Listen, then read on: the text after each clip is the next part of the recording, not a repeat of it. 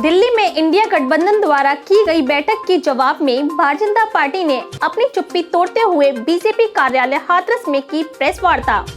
Press वार्ता के दौरान क्षेत्रीय महामंत्री नागेंद्र सिंह सिकरवार, भाजपा जिला अध्यक्ष शरद माहेश्वरी, सदर विधायिका अंजुला सिंह माहौर, वीरेंद्र सिंह राणा, वरिष्ठ भाजपा नेता रामू माहेश्वरी, रूपेश उपाध्याय, हरिशंकर राणा, भूरा पहलवान, विक्रम सिंह हिडोल, राष्ट्रीय लोक दल के केशव चौधरी, विधायक रविंद्र पाल सिंह, युवा मोर्चा अध्यक्ष अनुराग अग्निहोत्री सहित कई वरिष्ठ भाजपा नेता रहे मौजूद। महसूस किया कि हम जहां चुनाव में लगे हुए वहीं जो विपक्ष है वो एक अलग प्रकार का विमर्श खड़ा करना चाह रहा है, जो उस रैली में उन्होंने इंगित किया। इसलिए पूरे भारत के जिला केंद्रों पर इसी चुनाव के बीच में हमने तुरंत तय किया कि हमारे जो लोग तय किए जाएंगे वो प्रेस कॉन्फ्रेंस करके और इस विषय को क्लियर करेंगे। मित्रों, मोदी जी सत्ता में आए और सत्ता में आने से पहले जब पार्टी ने उनको प्रत्याशी घोषित किया तो उन्होंने साफ कहा था कि न खाऊंगा न खाने दूंगा, और भ्रष्टाचार को लेकर के उन्होंने कहा था कि भ्रष्टाचार पर किसी भी प्रकार की रियायत नहीं बरती जाएगी। उसके अंतर्गत जो इस देश के अंदर एक 70 साल से देश में, चाहे वो पहला जीप घोटाला हुआ नेहरू जी के कार्यकाल में और उससे आकर के अगस्ता वेस्टलैंड तक के जो घोटाले हुए, यानी कि ज़मीन आसमान पाताल तीनों जगह जो कांग्रेस ने भ्रष्टाचार किए, उन भ्रष्टाचारों को एक पूरे देश के अंदर एक विशेष प्रकार की सहमति थी सभी दलों में, विपक्ष के दलों में विशेष करके, कि एक दूसरे की सरकार आएगी लेकिन उन घोटालों को उजागर नहीं किया जाएगा। हमने सत्ता में आने से पहले कहा था कि हम भ्रष्टाचार से कॉम्प्रोमाइज़ नहीं करेंगे, और उसके कारण से जब भ्रष्टाचार की परतें खुलना शुरू हुई तो उसमें कई नेता, और ये हमारे समय में नहीं हुआ है सारी चीज़ें, उससे पहले भी भ्रष्टाचारी होते रहे।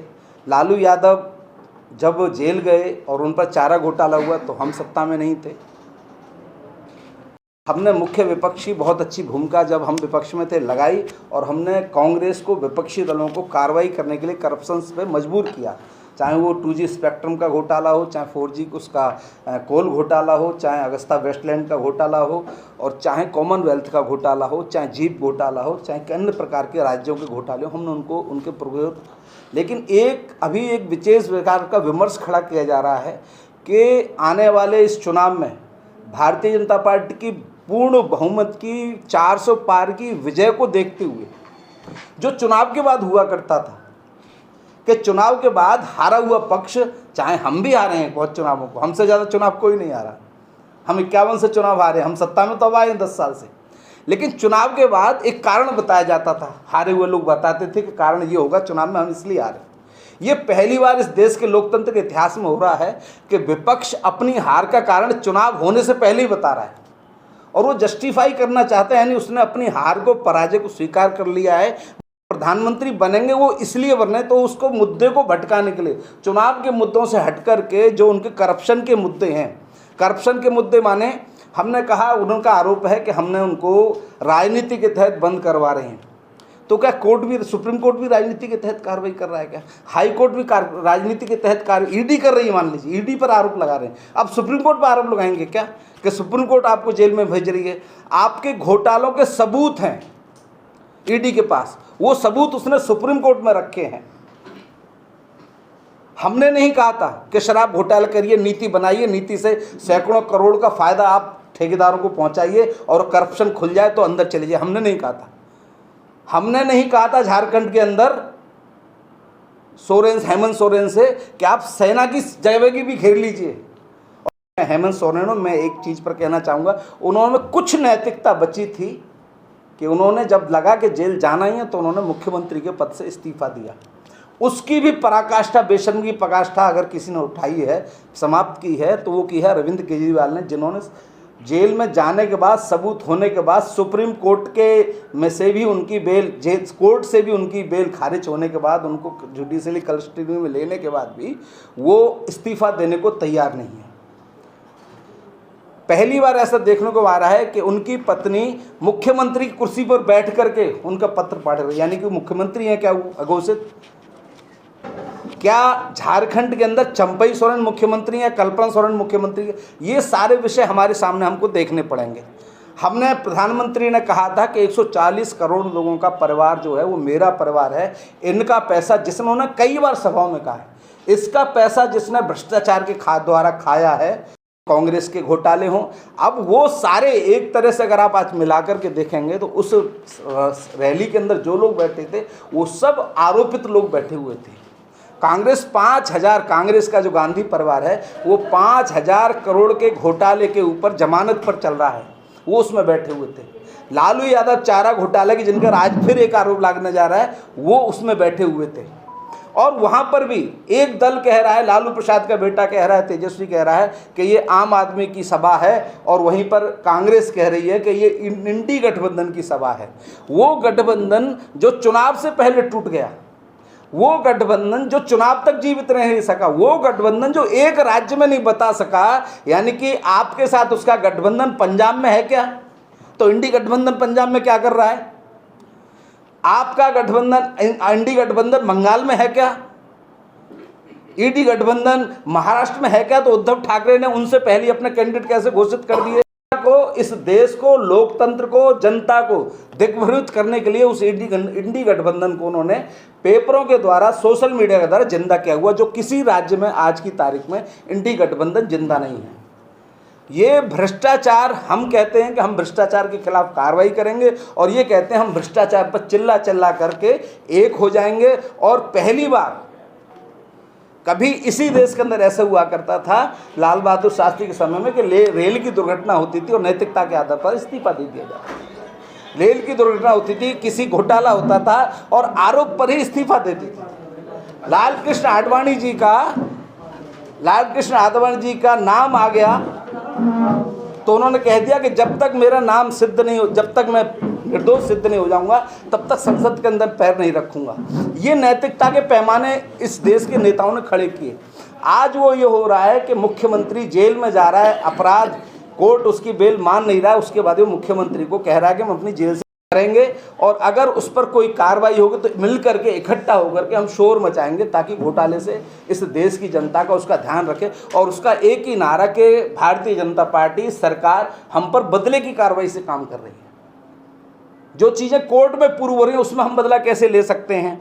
ये जो घमंडिया गठबंधन है, इसके समर्थन में जो रैली हो रही हैं, उन रैलियों का जो हमने, यानी कि एक प्रकार से आज उन्होंने कल कोर्ट के अंदर स्टेटमेंट दिया, और उस स्टेटमेंट में उन्होंने अपनी आतिशी और सौरभ भारद्वाज का नाम लिया है।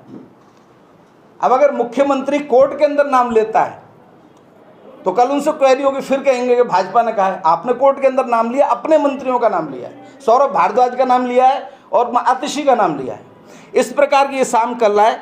तो इस घमंडिया के जो काम है वो हमने एक 14 तरह के नाम दिए हैं उनको, कि उनका जो नारा चल रहा है, इसका घमंड नाम करो, हिंदू धर्म को गाली दो, जम के घोटाले करो, जांच एजेंसियां जब नोटिस दें इग्नोर करो, कार्रवाई हो तो कोर्ट पहुंचो, कोर्ट की फटकार लगे तो विक्टिम कार्ड खेलो, देश के लोकतंत्र का खतरा बताओ, जनता को गुमराह करो, सारे चोर इकट्ठे हो जाओ, जोर जोर से बोलो, छाती पीटकर बोलो कि भ्रष्टाचार बचाओ। हम कहते हैं भ्रष्टाचार के खिलाफ कार्रवाई होगी, वो कहते हैं हम भ्रष्टाचारियों को बचाने का काम करेंगे। ये जो टोली है ये इतनी सुनियोजित रूप से काम करती है। मित्रों, आपके द्वारा मैं जनता तक ये विषय पहुंचाना चाहता हूं कि जो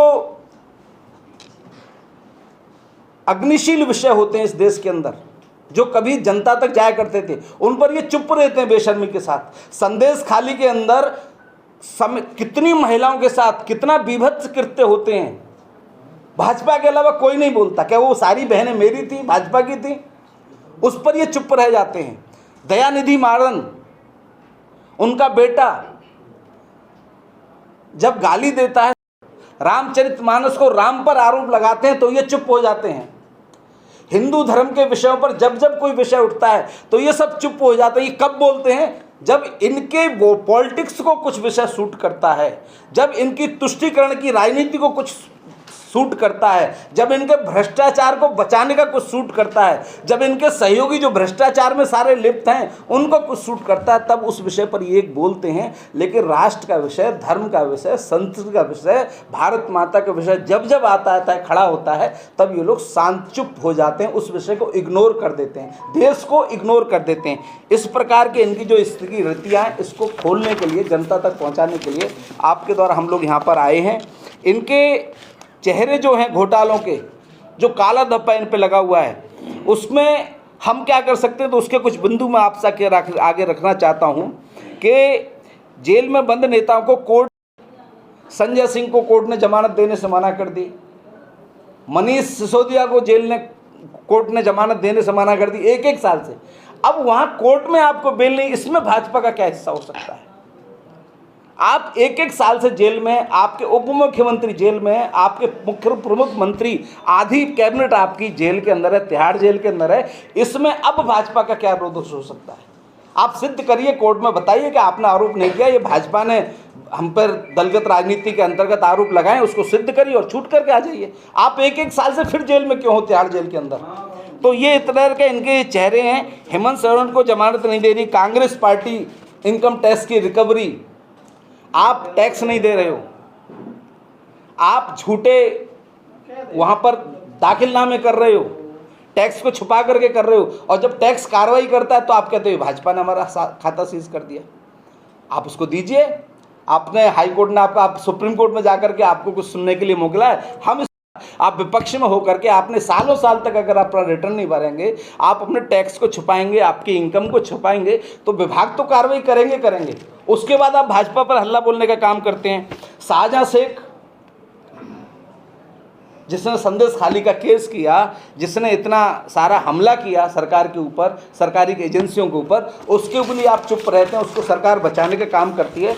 इस प्रकार के कई आज जो यूपी में इनके गठबंधन हैं, चाहे वो कांग्रेस का हो, जो कांग्रेस आकाश से लेकर पाताल, जैसे मैंने कहा था, घोटाले आरोप हैं, जिसका नेतृत्व 5,000 करोड़ के घोटालों में आज तक बेल पर चल रहा है, जिसने नेहरू जी के समय से जीप घोटाला 1950 के दशक में किया था, उस जीप घोटाले से लेकर के आज तक के जो घोटाले किए हैं, और जिसने चीन के साथ एमओयू साइन किया, वो पार्टी आज केवल आपके द्वारा जनता तक पहुंचाने का विषय है। सब जानते हैं कि सपा ने उत्तर प्रदेश में किस तरह का भ्रष्टाचार किया, सब जानते हैं उनका हल्ला बोल जब पत्रकारों पर, प्रेस के ऊपर हो सकता था, सब जानते हैं कि उन्होंने किस प्रकार से तुष्टीकरण की पराकाष्ठा की, सब जानते हैं कि एक समाज के अंदर एक ही वर्ग को लाभ दिया जाएगा, ऐसी योजना उन्होंने, सरकार की योजना, सरकार को भी बांटने का काम किया। सब जानते हैं कि कांग्रेस के प्रधानमंत्री ने मंच से कहा कि देश के संसाधनों पर पहला हक अल्पसंख्यकों का है। हम जिस पर आरोप है, हम जिस पर हिंदूवादी राष्ट्र, हमने तो कभी नहीं कहा, हमने कहा सबका आरोप है। हमारा प्रधानमंत्री कहता है 140 करोड़ का परिवार है, क्या उस 140 करोड़ में परिवार, मुस्लिम परिवार नहीं आते क्या?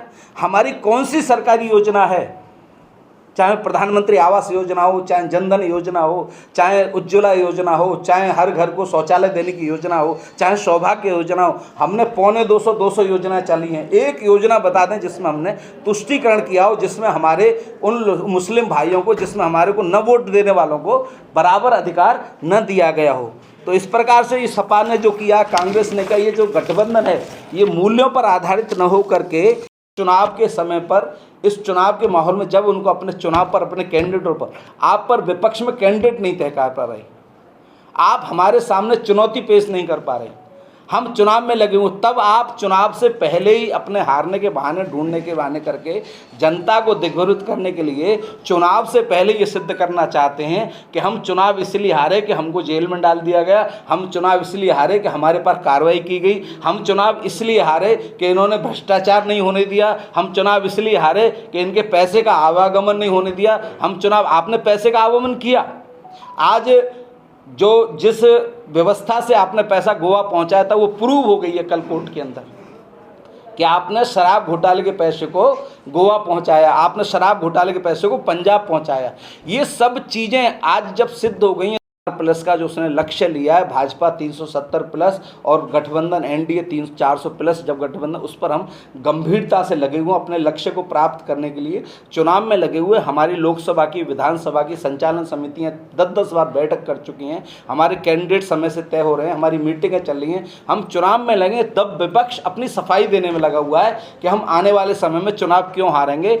उसमें जनता को दिग्भ्रमित करने का काम जो वो कर रहा है, भ्रष्टाचार की कार्रवाई को लेकर के, भ्रष्टाचार की कार्रवाई नहीं हो, एक जो माहौल बनाया जाए, उस माहौल को क्लियर करने के लिए ये आज प्रेस कॉन्फ्रेंस 1 और 2 तारीख में हमने पूरे देश के जिला प्रशासनिक केंद्रों पर रखी थी, ताकि आपके माध्यम से, प्रेस के माध्यम से, चौथे स्तंभ के माध्यम से जनता तक ये विषय जा सके कि हमने जो किया था हम वह कर रहे हैं, हम नैतिकता के साथ खड़े हैं, हम भ्रष्टाचार के खिलाफ खड़े हैं। उस भ्रष्टाचार में जो भी लिप्त होगा, ना हम कल छोड़ेंगे ना हम आज छोड़ेंगे, उस पर कार्रवाई की जाएगी। हम दृढ़ता के साथ अपने सिद्धांत पर खड़े हुए हैं कि जनता को भटकाना चाह रहा है, मीडिया को भटकाना चाह रहा है, यह विषय मैं आप सबके आगे रखना चाहता था।